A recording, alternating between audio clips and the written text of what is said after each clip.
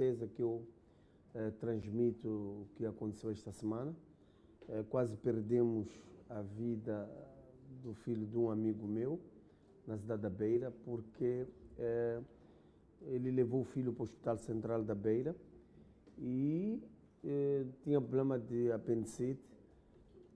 Demorou os cuidados intensivos em identificar a apendicite, mas o que me deixou alarmado é que quando houve a decisão de uma cirurgia, o Hospital Central da Beira não tinha, não sei como se diz, linguagem médica, chama-se uma máquina de esterilizar os instrumentos usados na operação.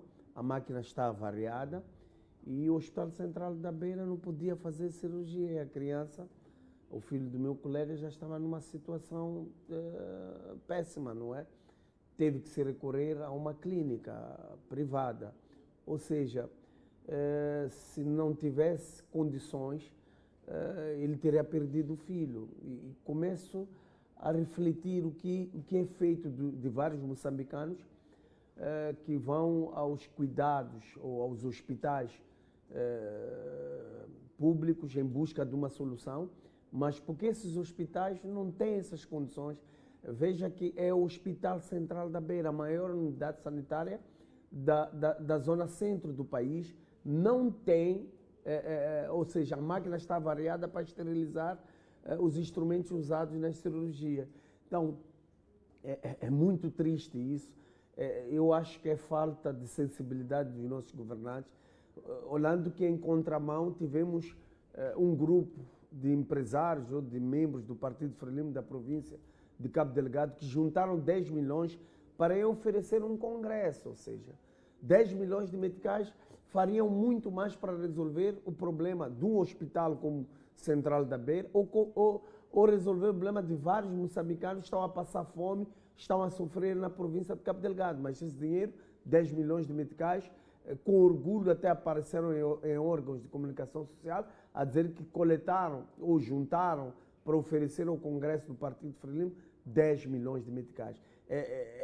Me dói a alma, me dói o coração, porque em vários hospitais públicos não tem as mínimas condições, não tem um paracetamol, não tem uma luva, não tem vários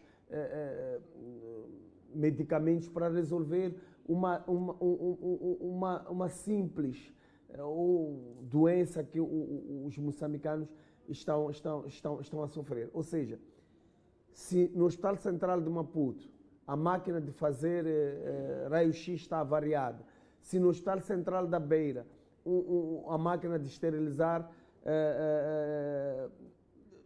instrumentos para cirurgia está avariada, imagino eu o que está a acontecer numa localidade em Espungabera, o que está a acontecer em Niquadala, o que está a acontecer em Niqual. Então, são essas questões, Luciano, que quero chamar a atenção a quem é de direito, que põe a mão na consciência. Pagamos os nossos impostos, somos descontados, há a extração de vários recursos nesse país. Sinceramente, façam alguma coisa para o bem-estar da nossa população. Muito bem. Ilustre João Massango, boa noite, seu ponto prévio. Muito obrigado, Luciano Valentim. Quero cumprimentar os meus colegas do painel. Eu escolhi o ponto prévio de hoje, olhando o conceito da democracia, não é, de forma geral, e também com o objetivo de avaliar aquilo que foi o congresso dos camaradas, não é? De um partido que clama muito pela democracia interna, mas que de democracia praticamente não tem nada. Quer dizer, pela primeira vez em Moçambique nós assistimos um candidato que concorre à sua própria sucessão. Me parece não é nada isto, mas tem um grande significado para nós como cidadãos nacionais, porque começamos a fazer a antevisão daquilo que Moçambique poderá ser no futuro. Se nós clamamos a democracia, precisamos de facto de demonstrar.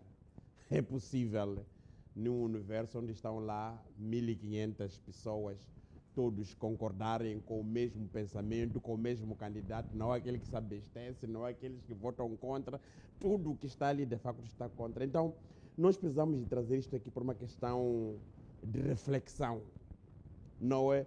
Eu não estou contra em nenhum momento daquilo que foi o Congresso interno, mas nós precisamos de olhar exatamente esta questão da democracia interna. Não é? Quando nós falamos de democracia interna, queremos traduzir exatamente este assunto que tem, de facto, grande relevância para um país que está, para um partido que está a dirigir o país e depois começamos a sentir que aos poucos Moçambique pode de facto implementar os governos ditatoriais, aquelas que não querem nada saber dos processos eleitorais, porque se nós como país temos as eleições, os partidos têm que fazer as eleições internas, então por que num contexto desta natureza que não haja nem sequer um candidato a uma diretriz que é tomado por um determinado organismo, não é? E depois nós assistimos. Estamos a falar da democracia interna. E independentemente de êxito de tudo que nós vimos ao decorrer exatamente deste congresso, mas fica de facto uma grande dúvida. Quando nós falamos da democracia interna, depois temos um candidato que é eleito 100%, não é sem concorrência nenhuma, mas quando nós sabemos perfeitamente que aquele partido ali tem quadros capazes de poder, que poderia até em suma, não é termos um presidente que teve de facto uma grande disputa. Então são coisas da democracia do nosso país. Muito obrigado. Ilustre Mateus Tomo, boa noite, o seu ponto prévio. Boa noite, colegas, boa noite, moçambicanos. O meu ponto prévio para esta noite é relativo, portanto, à instrumentalização. Quando olho para o cidadão Vitano Cingano, é mais uma instrumentalização que aparece nesses períodos eleitorais. Já tivemos nos períodos eleitorais passados a junta militar, aliás, junta de salvação em Manica, tivemos junta militar, agora é Vitano Cingano, que de facto está a criar zumbido político aos moçambicanos. Acredito que, de facto, os moçambicanos, nem os combatentes da RENAMO, se vão deixar levar por um indivíduo que está sendo instrumentalizado, portanto, a serviços contra os ideais do partido de RENAMO, e daí que o nosso foco como RENAMO, com Sua Excelência o Presidente Sofo Momadi, são as eleições de 2023. Por isso mesmo, aproveito as câmaras da STV, que moçambicanos maiores de 18 anos, da TV Sucesso, desculpe, os telespectadores da TV Sucesso, que os moçambicanos maiores de 18 anos, ou aqueles que vão completar 18 anos no dia 11 de outubro de 2023, se preparem para recensearem. O recenseamento eleitoral começa já dia 20 de fevereiro próximo. Portanto, esta é a preocupação da RENAMO, e daí que o nosso foco é ganhar as eleições e não os que aparecem nos momentos eleitorais instrumentalizados só para criar zumbidos e como manequins políticos no país. Portanto, daí que moçambicanos vamos a coisas sérias e não se deixem levar por pessoas que de facto não têm agenda política. Obrigado.